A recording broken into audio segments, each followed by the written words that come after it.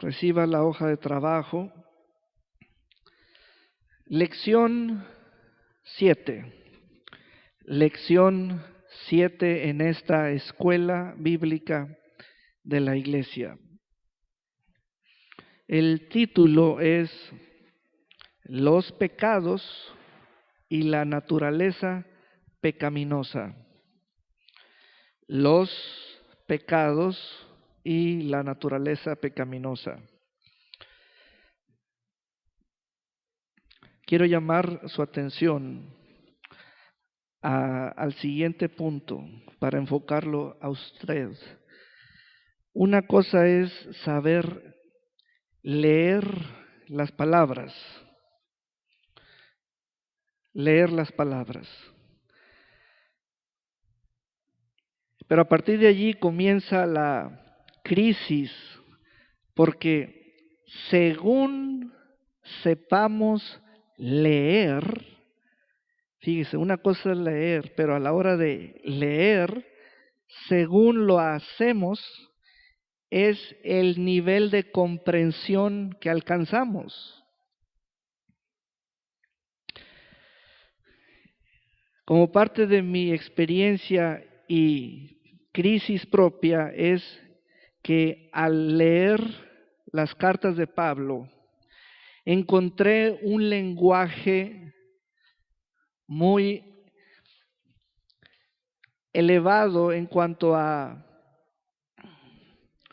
terminologías que tienen que ver con historias antiguas en el Testamento Antiguo. Pablo relaciona mucho a la ley de Moisés y también él, cuando habla sobre una palabra, la define lejos, a distancia de donde la empleó. Entonces, uno debe leer mucho para encontrar definiciones. Yo me topé con esa situación que como lector me sentía con un bajo nivel de comprensión de ciertos términos y paso a decir cuáles son. El término pecado. Pecado es una palabra singular en singular. Pecados es una palabra plural. Bueno, en esta lección me ocupé de reunir las expresiones tocante a los pecados y la naturaleza pecaminosa que están en la Biblia, en las cartas de Pablo y en otras cartas. La mayoría son escrituras del Nuevo Testamento. Hoy vamos a recorrer cada una de las 23 frases para poner el fundamento llamado vocabulario. Son frases extraídas de las cartas de Pablo principalmente, y vamos a trabajar y va a tener un fruto de este vocabulario, porque tiene usted un cuerpo de palabras de la misma clase, y vea cómo cada frase o cada término o concepto está compartido con otro y con otro y con otro, y esto está ligado. Vea usted, 1, el pecado. Ahora, nuestra capacidad para escuchar activa nuestra capacidad para sondear en nuestra mente alguna idea que tengamos archivada sobre lo que estamos escuchando en tiempo real. Alguna idea, por ejemplo, el pecado. ¿Cuál es la primera idea que al escuchar la palabra pecado, pensamos, la primera idea que tenemos es el acto de pecar, la acción de pecar, y la relacionamos con la acción de pecar mía, mi pecado, pero también al reflexionar sobre la acción de pecar, también puedo pensar que no he pecado últimamente. Entonces, ahí están las situaciones que tienen que ver con el lenguaje, nuestro idioma, nuestra traducción al castellano, y es trabajoso comprender los escritos de Pablo.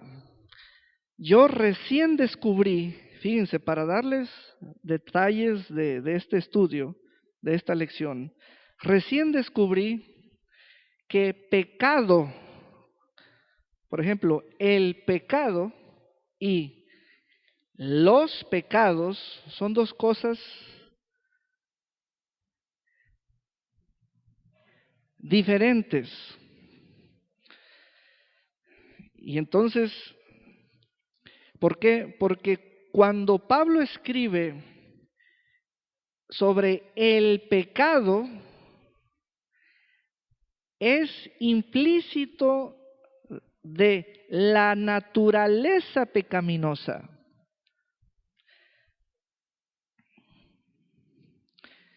Cuando Pablo escribe sobre los pecados, es implícito de los actos de una persona que infringieron la ley, infringieron o transgredieron un mandamiento o faltaron a la fe, pero ya son los actos de una persona. Entonces, aquí está la parte que yo sabía que teníamos que tomar esta ardua labor de leer bastantes escrituras, y la ventaja que hoy les presento es que las frases más complejas donde está la palabra pecado y sus terminologías relativas, las tienen ustedes enlistadas, 23 usos. Vea, el pecado. Romanos 7:7. Romanos 7:7. Abrimos con el mensaje del apóstol Pablo y uno de los más difíciles de entender. Vea usted, Romanos 7:7. Dice, ¿qué diremos, pues? ¿La ley es pecado? Vea, sienta por favor todo lo que su mente procesa, y además le pone allí información extra. ¿Qué pensó usted cuando leyó la ley es pecado? ¿Qué pensó usted? Quiero que sea notable para usted mismo el proceso que lleva a cabo su mente. Su mente contiene información, esto ya lo ha leído, y vea cómo la mente comienza a traer información adjunta. ¿La ley es pecado? Yo, por ejemplo, leo, trato de comprender lo que estoy leyendo, llego a conclusiones. Una conclusión es esta, que cuando leo la palabra pecado, se refiere al pecado de los tiempos del pueblo de Israel bajo la ley de Moisés. Entonces, allí ya me puse en una perspectiva. ¿Son los de alguien o son los míos? Entonces, a la hora de leer, ahí está el problema. Vea lo difícil que es Pablo en su escritura. ¿Qué diremos pues? ¿La ley es pecado porque hubo personas que pensaron que la ley era pecado. Esta pregunta no la trae Pablo como una novedad, sino porque las personas estaban creyendo que era pecado. Entonces, Pablo hace la pregunta para combatir las creencias. ¿La ley es pecado? Respuesta, en ninguna manera. Eso le da a una creencia una cancelación. En ninguna manera. Pero yo no conocí el pecado. ¿Listos con el pecado versus los pecados? Fíjense cómo habla Pablo. Yo no conocí el pecado. ¿Se fijan que está en singular? ¿Cómo es eso de conocer el pecado? ¿En qué sentido? ¿Como un poder, como una ley, como una figura, como un acto, como una fuerza de voluntad? ¿Como qué? Pablo escribe acerca del pecado, hablando del pecado como una entidad. Entonces, cuando leemos que Pablo escribe el pecado, está comunicando el poder de una naturaleza de pecado. Ahí está pues el asunto muy fino entre una cosa y otra, pero todo está concatenado. Hay puntos que se mezclan, que se combinan, porque estamos ahorita tratando sobre los pecados y la naturaleza pecaminosa. Vean cómo escribe Pablo. Yo no conocí el pecado sino por la ley, porque tampoco conociera la codicia si la ley no dijera, no codiciarás. Vean los términos, hablar de algo como la codicia y todavía no hay codicia en ti porque no hay un acto de codiciar, pero ya hay una cosa llamada codicia. Quiere decir que Pablo explica que él encuentra en él una ley que vive y reside en sus miembros. Esa es la referencia sobre la naturaleza pecaminosa.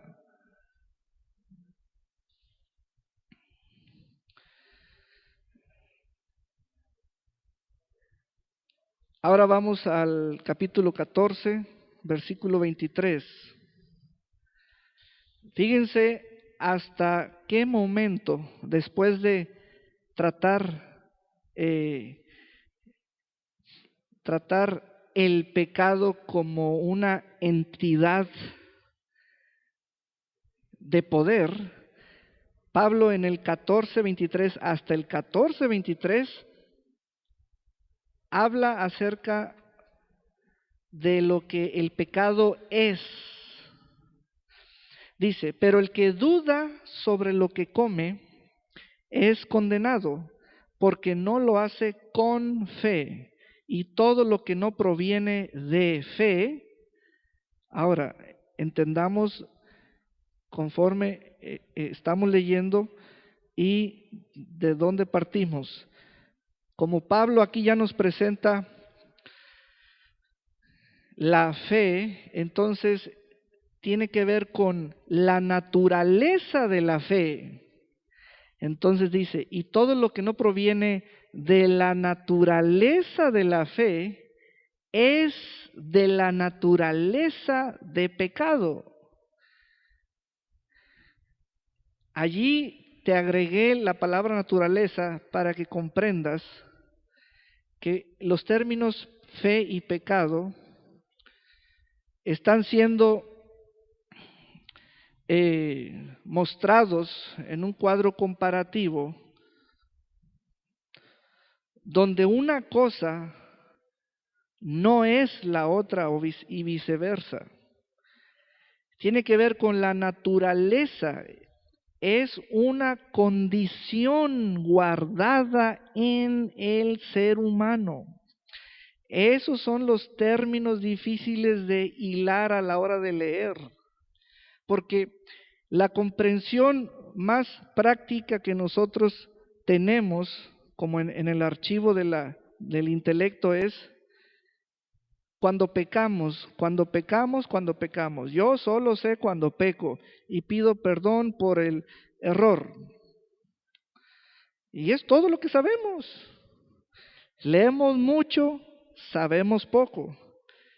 Entonces, no nos confinemos a que nomás lo práctico, entre comillas, es lo que debo tener como conocimiento. Debo y puedo alcanzar el entendimiento que tuvo Pablo, pero yo necesito aplicarme y trabajar con el lenguaje que leo y la comprensión que voy añadiendo, y allí ya hay que hacer pausas y reflexionar y volver a leer y volver a meditar, y vamos a ir descubriendo por el Espíritu Santo las diferencias entre el lenguaje, como vuelvo a mencionarla, el pecado, los pecados. Por ejemplo, el pecado. ¿Cuál sería el sentido práctico de esa frase? El pecado, lo que alguien puede cometer o lo que alguien hizo, es un acto. En el sentido práctico así es el entendimiento común. Pero de pronto la frase los pecados, en el sentido práctico común, entenderíamos que los muchos que lleva una persona. El pecado uno, los pecados, muchos pecados. Pero hay diferencias, hay más que eso. El pecado ya es una entidad, es una condición en alguien y es de tal persona, y ya tiene que ver con la naturaleza que vive en él o reside en sus miembros. Es por ello que si te ha tocado a ti atender a un amigo o hermano, a alguien que puede venir contigo a decirte, no puedo dejar este vicio, vuelvo a caer, vuelvo a caer, vuelvo a caer. ¿A qué se está refiriendo? A que en él está el poder de una naturaleza pecaminosa.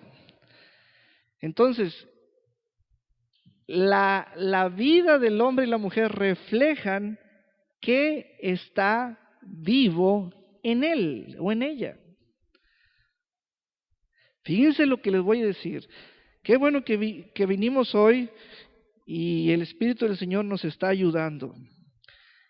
Ustedes son alumnos y alumnas preciosos y preciosas que cuando el maestro les dice, vamos a entrarle a esta lección, es que no me la pongan hasta el final de sus días, de sus vidas, para saber esto. Yo, Saúl González Rivero, puedo pecar. Fíjense cómo les presento el uso de el pecado y los pecados. Yo puedo pecar. Al conocer la ley, dice Pablo, al conocer la ley, el pecado tiene su lugar. Fíjense bien, yo puedo pecar, pero en mí la naturaleza pecaminosa ya no tiene poder. Ah, ahí ya le entendieron mejor. Ese es el asunto. Pastor, ¿por qué siento el deseo que me jalan hacia acá? Pero haz de cuenta que nomás basta con que me pase una chispa y me prendo por dentro y se hace el fuego, el incendio. Porque el poder de la naturaleza pecaminosa es como la condición que vive y en la cual estás. Otra vez, yo puedo pecar, me sé lo que dice la ley y por lo tanto lo opuesto a la ley o para transgredirla, pero en mí ya no tiene poder la naturaleza pecaminosa. Pastor, ¿hace cuánto que no roba un banco? Uf. Pastor, ¿hace cuánto que no dice una majadería? Uf. Pastor, ¿hace cuánto que no se echa un cigarrito? Uf. Usted dice, todo eso se echó. Simplemente le estoy diciendo lo que puedo hacer, pero el poder de una naturaleza pecaminosa, ese poder quedó nulificado, dejó de ser poder. Hermanos, esta clase, no se me duerman porque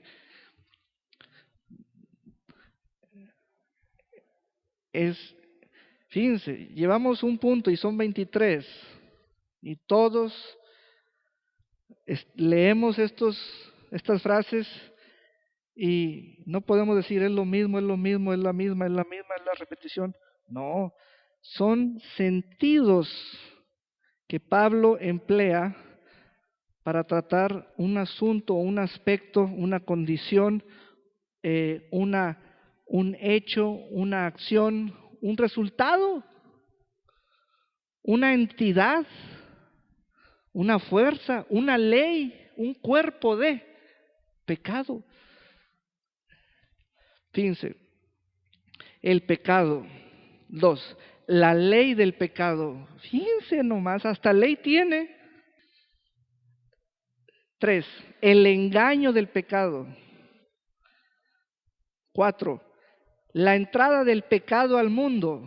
Quiero que te fijes bien que Pablo emplea la entrada del pecado, no dice de los pecados. Fíjense, en eso hay que estar atentos a la hora de leer el plural y el singular. Pablo dice la entrada del pecado al mundo o en el mundo. Quiere decir que entró el poder de una naturaleza pecaminosa. Seguimos con el inciso 5, la naturaleza pecaminosa. 6, los sacrificios por los pecados bajo la ley. 7, los pecadores. 8, dar a luz el pecado. Fíjense, son frases que se requiere que haya enseñanza sobre las mismas. Por ejemplo, esa. Dar a luz el pecado es que el poder de esa naturaleza te lleve a la acción de pecar. Acción de pecar. Vamos a ir a las escrituras correspondientes en los incisos que considero representativos. Dar a luz el pecado. Santiago 1:15. Santiago 1:15. La carta de Santiago apóstol 1:15. Dice, vamos a leer desde el 13.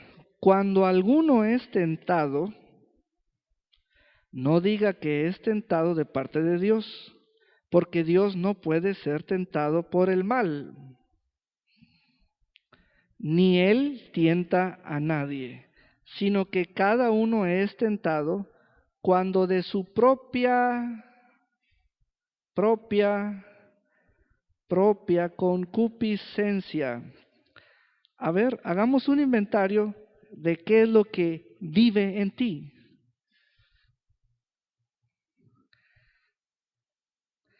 Pablo aquí empleó el término propia.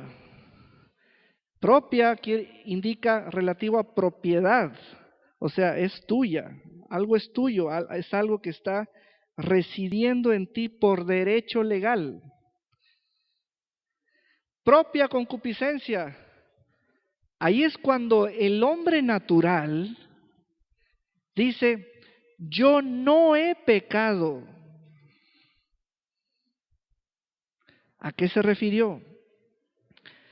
Se refirió a de que no hay ningún otro ser humano sobre la tierra, nadie sobre la tierra que lo pueda acusar de que infringió una ley de ninguna índole.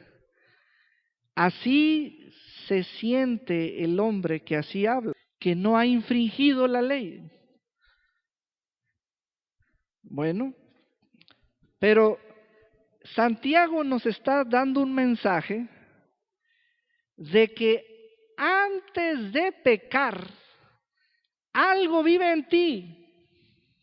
Antes de pecar, algo vive en ti y a eso se le reconoce como naturaleza pecaminosa. Fíjense, cuando de su propia concupiscencia, esa palabra es compleja. Vamos a ir a otra versión para entender qué es concupiscencia. ¿Serán mariposas en el estómago? ¿Será cuando tú sientes como que, ay, me movieron el tapete? ¿O será que te pasó un pensamiento que dijiste, ay, sentí placer, pero mejor que se vaya, que se vaya? ¿Cómo se define eso, concupiscencia? Propios deseos, los que nos arrastran y dominan. Eso es naturaleza pecaminosa. Fíjense, quiere decir que es cuando un deseo propio, los propios no los compramos en la tienda, los propios los incubamos, los inseminamos nosotros mismos, son engendrados porque parte de la naturaleza que vive en un estado de caída, decaimiento. Por ejemplo, tenemos tres cosas. El deseo de los ojos. Fíjense nomás, un solo sentido y se le reconoce que tiene deseos. Es generador de deseos. Con los puros ojos, ¡pum!, te llenas de deseos. Con los puros ojos, para no ir tan lejos. No, es que mi mente pura, pulcra, santa, limpia, tienes unas ventanotas azules que te llenan de deseos. Los deseos de los ojos. La vanagloria de la vida. El apóstol Juan en sus epístolas describe eso. Veamos, regresemos a Santiago 1. Dice, nuestros propios deseos. Es atraído y seducido, que es arrastrado. En la versión 60 está la palabra seducido, Esa palabra es muy fuerte, ¿eh? A ver, ¿quién de ustedes se atrevió en su momento dado a decir, eh, pastor, o bueno, sin mencionarme, simplemente como un comentario que usted hace a un grupo de amigos, no, pues miren, ella es mi esposa, me sedujo. Así decimos, antes de casarnos me sedujo y así expresamos tanta belleza con ese verbo, me sedujo y nos casamos. Pero ahí está lo que no queremos decir, lo que no queremos confesar. ¿Qué pasó aquí? No, pues es que, no, esto se llama seducción. Atraído y arrastrado, pero no fue un arrastre con fuerza humana de que alguien te agarró la mano y te hizo. No fue una fuerza externa, sino una fuerza interna. Es por ello que cuando platicas con personas que están buscando salir de lo que ellos llaman la enfermedad del vicio, a través de grupos y pasos guiados por libros, ellos usan la fuerza de voluntad humana, pero se van a enfrentar a la fuerza de los deseos. Son del mismo bando, son del mismo bando. Entonces,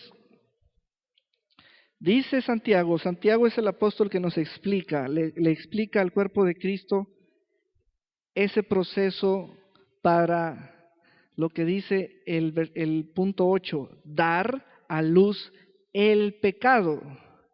En específico y en concreto es la acción de pecar infringiendo algo.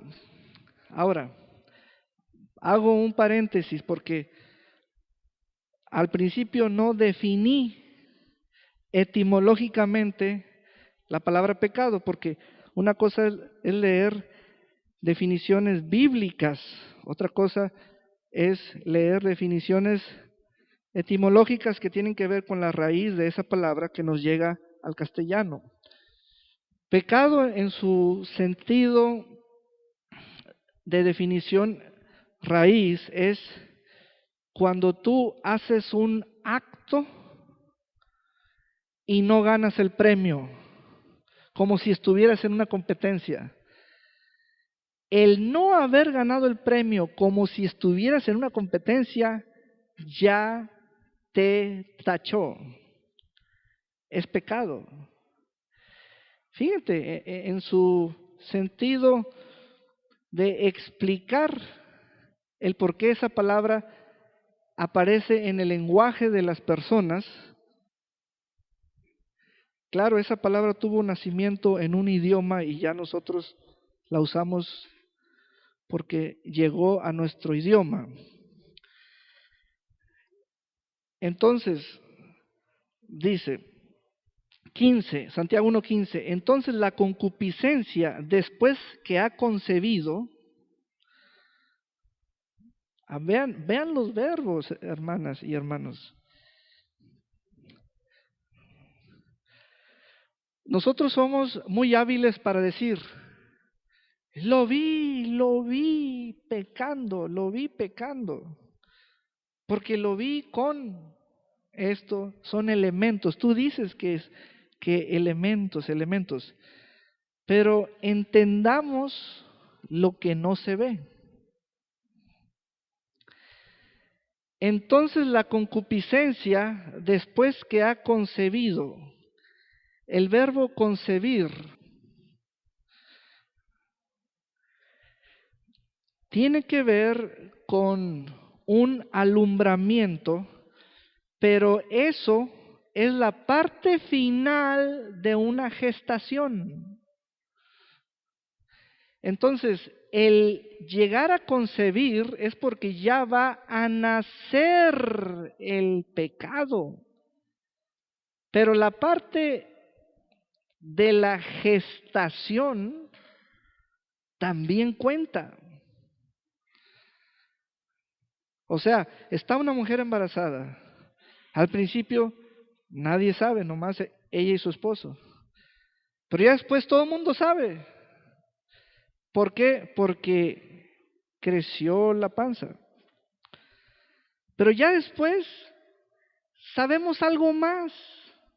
Sabemos que fue niño o niña. Entonces, conforme es el desarrollo, vas sabiendo información hasta que sabes el pecado. Entonces la concupiscencia después que ha concebido, esa palabra, acuérdate que es así como se pone la semilla en el vientre de la mujer, allí comienza la concepción, pero sigue una gestación hasta que da el alumbramiento o el parto. Dice, da a luz el pecado. Hermanos, esto es muy sencillo por esos verbos que tienen que ver con la naturaleza humana en cuanto a reproducción humana. Hermanos, pregúntenle a su esposa si después de 9 meses ya quería que saliera. Ya quería, ya. Pregúntenle si ya quería que saliera. Pregúntenle si ya. Bueno, es en el mismo sentido.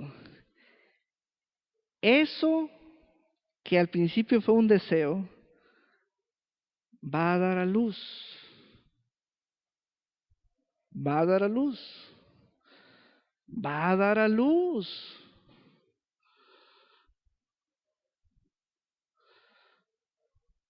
Un día vas a gritar, sáquenmelo, cesárea, porque ya no aguantas. Ya no se puede aguantar. Es por eso que Santiago explica, porque llegar a un parto es un asunto natural.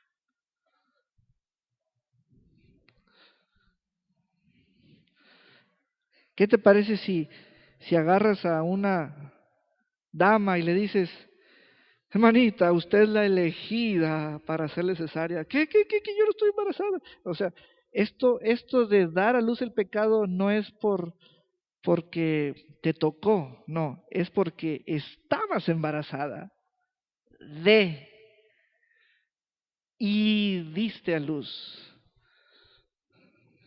y diste a luz, y diste a luz. ¿Qué operó allí? Una naturaleza. ¿Qué más operó? Ya operó un acto, o sea, se llegó al acto.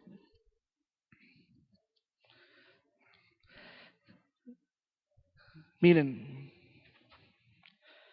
esto no es tampoco como una programación ah, eh, impuesta en el ADN del hombre y la mujer. O sea, nosotros no nacemos y nos dicen, a usted le toca cometer estos 20 tipos de pecados para que usted se vaya por ahí, ¿eh? Y a usted que fue hombre le tocan cometer estos 15 tipos de pecados para que usted se vaya por allí. No. La naturaleza pecaminosa no es como un programa que dice, esto y esto. No, tú te llenas de deseos. ¿Ves cómo los deseos entran a través de estímulos que tiene el cuerpo? Es por ello que Pablo le explicaba a las iglesias, antes llevaban sus miembros a pecar. ¿Por qué? Porque los miembros juegan un papel eh, de calidad, o sea, hacen un trabajo de ser como puertas. Y el apóstol que explica eso que no se ve es Santiago. Aleluya. Ahora ve, y el pecado siendo consumado da a luz la muerte. Wow, esto ya es una serie de partos.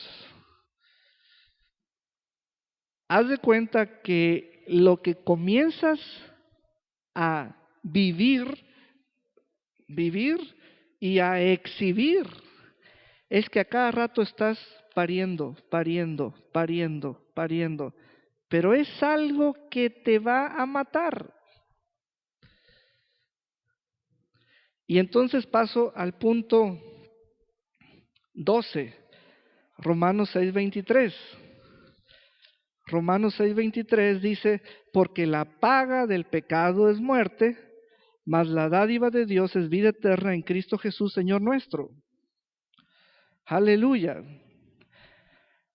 Continuemos leyendo y veamos en el punto 9 que existe el poder del pecado. El poder del pecado. Ay, pastor, yo, según lo que veo a medio mundo que me rodea y con quien estoy, yo lo que veo y lo que acepto es que hay placer de pecado. El placer de pecar, pero ¿de dónde sacamos el poder? Sentimos el placer y creemos que el poder lo tenemos nosotros para regular el placer.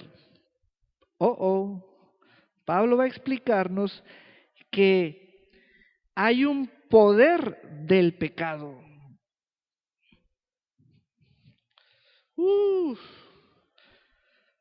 Vayamos a la primera carta a los Corintios, capítulo 15.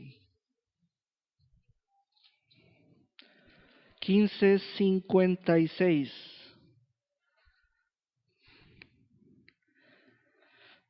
Leamos desde el 55. Dice, ¿dónde está, oh muerte, tu aguijón?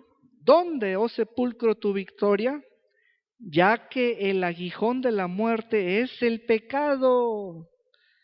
Aguijón, aguijón, el aguijón de una abeja, el aguijón de una mantarraya, el aguijón es el pecado. O sea que la muerte te clava el aguijón, que se entiende con ese sentido figurado. ¿Qué usa la muerte para matar? El aguijón. ¿Cuál es el aguijón? El pecado. Y el poder del pecado, la ley.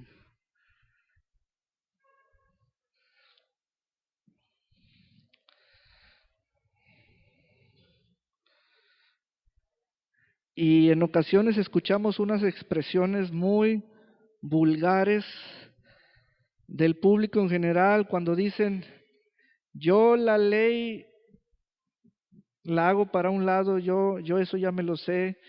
Y en términos legales, ley es todo estándar moral, son estándares de conducta, estándares morales, estándares normativos, son es justicia según la justicia de quién, la justicia humana, la justicia divina, etcétera.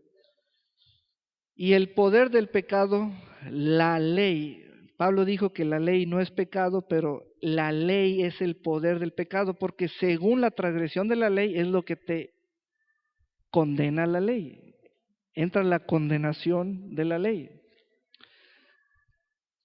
¿Te acuerdas de esa mujer que fue encontrada flagrante en el acto de adulterio? Los acusadores rápido traían ya resuelto qué hacerle. ¿De dónde tomaron esa idea de qué hacerle? Del poder de una ley. Entonces, el peso de la ley es el poder del pecado sobre el que pecó. ¿Sabes? Puedes tener una idea del pecado que está a la puerta, pero no alcanzas a tener una idea del poder que el pecado te puede aplicar por causa de una ley.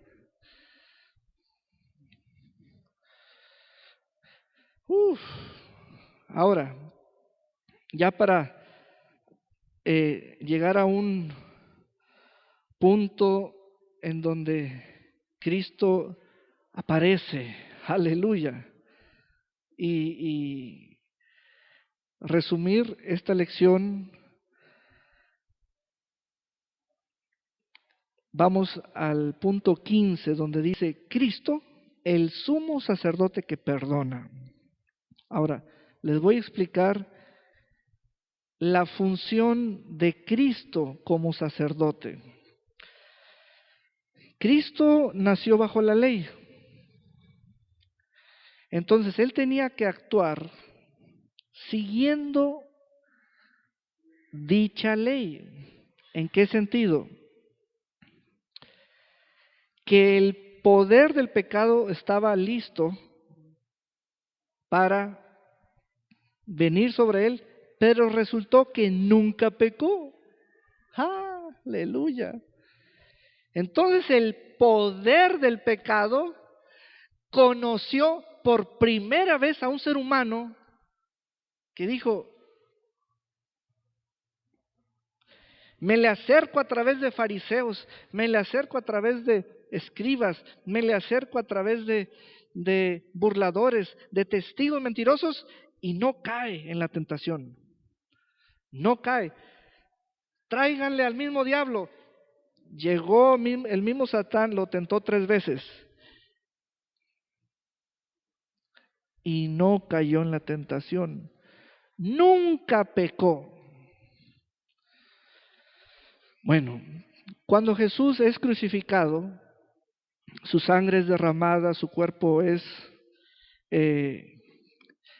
abierto, tuvo un aspecto irreconocible, ya no era de un ser humano, era como un monstruo, amoratado, hinchado, abierto, aunque sin ningún hueso quebrado, pero sus carnes laceradas. Cuando Él exhaló y dijo consumado es, y entregó su espíritu, pasó algo que no fue visible, porque fue espiritualmente. Está relatado por el Espíritu Santo en las Escrituras. Dice que Él presentó su propia sangre entrando en el lugar santísimo. Presentó como sacerdote su propia sangre.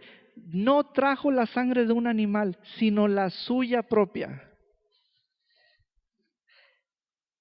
Bajo la ley y según la ley, para la expiación de los pecados del pueblo, se usaban animales y se derramaba la sangre de ellos y ellos eran sacrificados literalmente.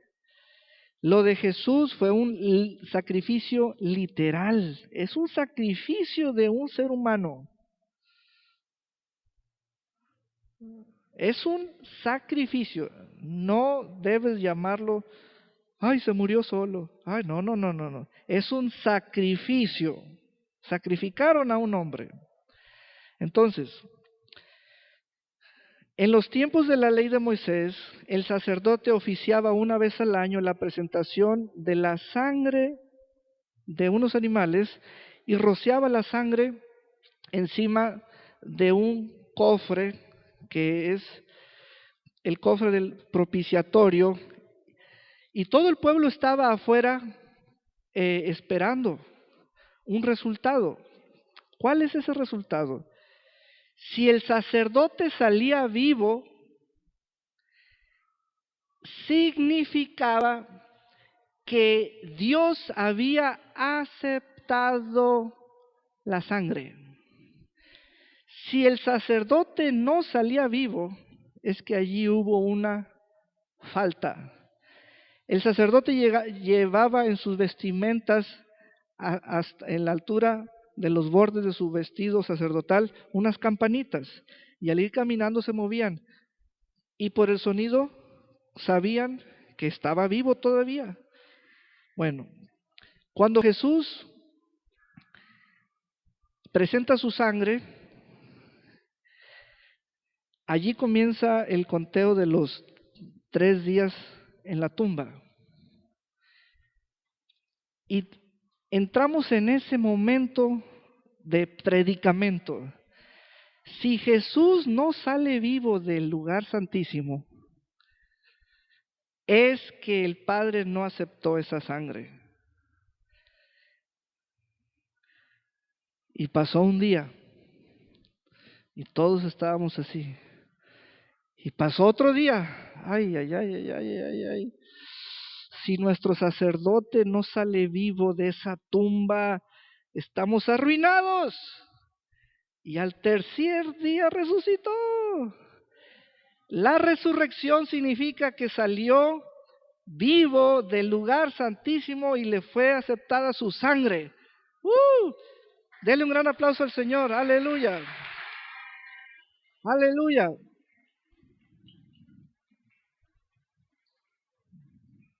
¿Y sabes qué significa eso? Que te perdonó los pecados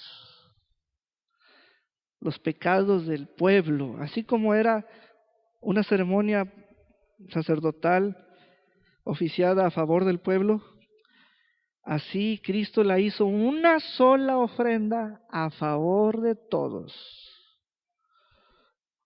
Hermanos, el hecho de que Jesús resucitó de la tumba es la figura de que el sacerdote haya salido vivo después de ofrecer su sangre o la sangre, si estamos hablando de bajo la ley.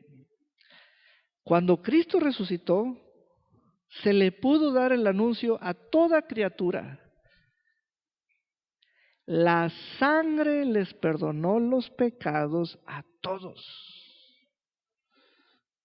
Aleluya. Entonces vamos a ver las escrituras correspondientes, Mateo 9:6. Mateo 9:6. Aleluya. Dice: pues para que sepáis que el Hijo del Hombre tiene potestad en la tierra para perdonar pecados, dice entonces al paralítico: levántate, toma tu cama y vete a tu casa. Aquí fue un momento antes de la crucifixión, fue durante su ministerio de sanidad. Otra escritura,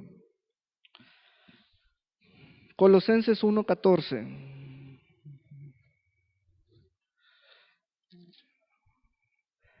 En quien tenemos redención por su sangre. ¿Por quién? Por su sangre. ¿Por qué? Por su sangre. Porque Él presentó su propia sangre delante de su Padre y todo el mundo quedó en suspenso. Pasó un día y no salía del lugar santísimo. Pasó otro día y no salía. Y todos en suspenso. Como si fuéramos judíos en la época del tabernáculo de Moisés. Y el sacerdote no sale y no sale y no sale. Pero de pronto, ¡pum!, salió. Y todos vimos su gloria. Dijimos, gracias Señor, porque tu resurrección nos trajo redención de nuestros pecados. Es por su sangre. Pon esta imagen sobre ti mismo e imagina si la lleváramos a cabo un día de servicio, por ejemplo, el próximo jueves, que tú llegues aquí y todas las paredes estén pintadas de color rojo, rojo carmesí, y todos viniéramos con pintura de rojo carmesí, rojo sangre. Tú dirías, todo rojo, todo rojo. Esa es una visión virtual que te comunica que tú estás comprada a precio de sangre. Todo está rojo, tú estás rojo de sangre. Es por ello que hay unas advertencias severas. Cuidado con aquel que pisoteare la sangre de Cristo. Cuidado. Haz de cuenta que tú estás de rojo, así. Ojalá que el Señor te dé una visión de eso. Que veas las paredes, tus vestiduras de rojo y tú digas, ¿qué es esto? Es que mi iglesia está comprada por mi propia sangre. Aleluya. Otra escritura, primera carta del apóstol Juan, capítulo 1, versículo 9. Dice, si confesamos nuestros pecados, esta es la confesión de los pecados de los creyentes. Él es fiel y justo para perdonar nuestros pecados. Pero, ¿cómo? ¿Cómo es eso? ¿Que otra vez entre con su sangre? No. Pero entonces, ¿cómo?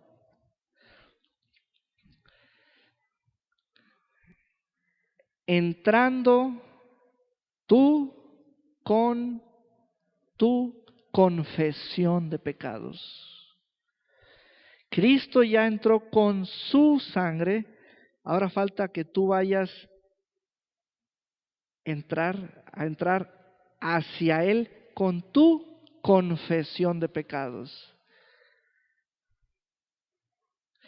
Es por ello que también encontramos otro asunto en el punto 13, es los pecados no confesados. Hay perdón con su sangre, pero si tú no entras con tu confesión, Él ya entró con su sangre, pero ahora te pide que tú entres con tu confesión. Pero en la Escritura tenemos el caso de David, que él se resistía a confesar sus pecados. Y tenemos un momento que se llama pecados no confesados.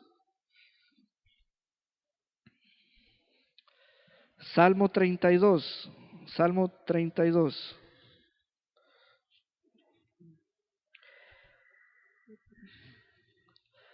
Uno, bienaventurado aquel cuya transgresión ha sido perdonada. ¿Ha sido qué? Perdonada y cubierto su pecado. Bienaventurado el hombre a quien Jehová no culpa de iniquidad y en cuyo espíritu no hay engaño. 3. Mientras callé,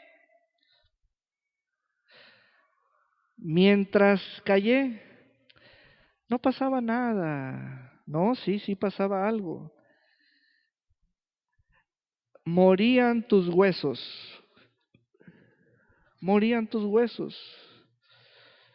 Se envejecieron mis huesos en mi gemir todo el día, porque de día y de noche se agravó sobre mí tu mano, se volvió mi verdor en sequedales de verano.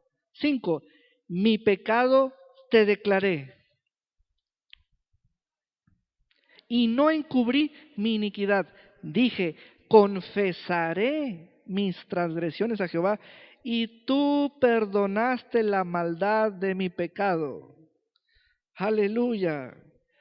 Ese Salmo 32, léelo completo y medítalo, porque lo escribió un hombre que pecó y que confesó su pecado y lo perdonaron.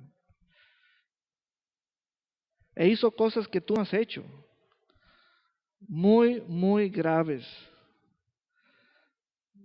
y lo perdonaron. Este fue David, un hombre perdonado.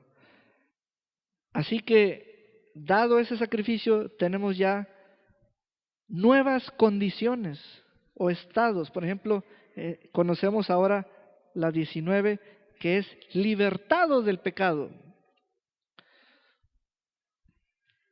Pero fíjense, estamos manejando el singular del pecado. Entonces, ¿de qué nos libertaron?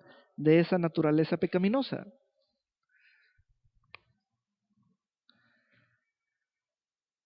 Es por ello que Pablo dice, ya no satisfagan los deseos de la carne. Ay, pastor, es que mi novio me hace pecar, mi novia me hace pecar. O cada vez que paso por ahí, siento el deseo de entrar. Mira, qué débil me pongo, qué débil me pongo. Es la naturaleza a todo poder. Y vamos a hacer una pausa hasta aquí porque todavía quedaron bastantes incisos que examinar. Vaya usted estudiando los versículos y las escrituras bíblicas. Y uno de los asuntos más escalofriantes es que el pecado se convierte en un amo y el que peca se convierte en esclavo del pecado. Y es por eso que encontramos esas frases. Esas frases Pablo las manejó como si ya tuviéramos maestría. Y ahí estamos nosotros haciendo estudios con la ayuda del Espíritu Santo como este. Yo espero que esta hoja sea un fundamento para que usted desarrolle los estudios correspondientes. Amén. Vamos a ponernos de pie. Aleluya. Gloria a Dios. Yo quiero que usted le dé gracias al Señor por su sangre. Yo quiero que usted le dé gracias al Señor por su sangre. Gracias, Señor, por tu sangre preciosa. Oh, gracias por la sangre de Cristo. Gracias por esa redención.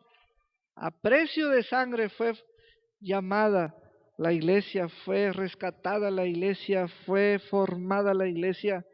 A precio de sangre del cuerpo de Cristo. Fuimos hechos miembros.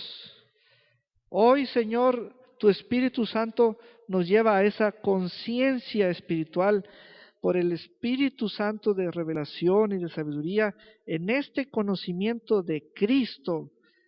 Allí pedimos iluminación y te damos gracias porque en la exposición de tus palabras hay luz. Señor, ahora mis hermanos ya saben, conocen, ya oyeron, ya vieron que tu palabra, Señor, nos presenta una historia, nos presenta un sacrificio y nos presenta una redención. Gracias, gracias, gracias, gracias. Oh, sí, Señor, porque no nos dejaste muertos en pecados, no nos dejaste muertos en pecados. Ahora estamos vivos para Dios. Gracias. Y ya el pecado ya no se enseñorea de nosotros. Diga conmigo, el pecado ya no se enseñorea de mí. Lo que ahora vivo, no lo vivo en la carne, sino en la fe del Hijo de Dios. Amén. Aleluya. Amén. Guarde esta hoja y vamos a darle otro momento, porque esta lección considero que es muy amplia y faltó cubrir la mayor parte de los puntos. Amén. Vamos a participar de traer ofrendas al Señor. Traer ofrendas al Señor. Hoy y durante estos días cada uno hemos tenido momentos de decidir cómo vivir con lo que tenemos, crear bienestar, ser económicos, etcétera. Pero hoy es un momento para usar tu fe, para usar tu fe. Estando en la calle, estando en el negocio, ¿cómo anhelamos que alguien venga y nos diga, vamos a hacer esto de fe o por fe, con lo que tenemos ahorita? Y cuando nos reunimos, aquí está el cuerpo de Cristo. Aquí está un momento muy precioso para usar nuestra fe. Amén. Yo quiero que tú la uses. Es la parte en la cual tú te levantas. Y quiero que uses tu boca y quiero que declares palabras eternas sobre este acto tuyo. Padre, estamos tomando autoridad sobre nuestra economía, sobre nuestras finanzas, sobre nuestros círculos de negocios y empresariales, sobre toda inversión, sobre toda posesión, todo bien, sobre todo recurso.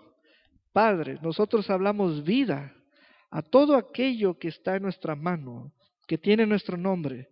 Y Señor, frente a enemigos que son ladrones y quieren hurtar, matar y destruir, hoy, Señor, estamos activando el poder de tu palabra que dice que el Señor reprende a Satán, que el ladrón no hurta ni mina,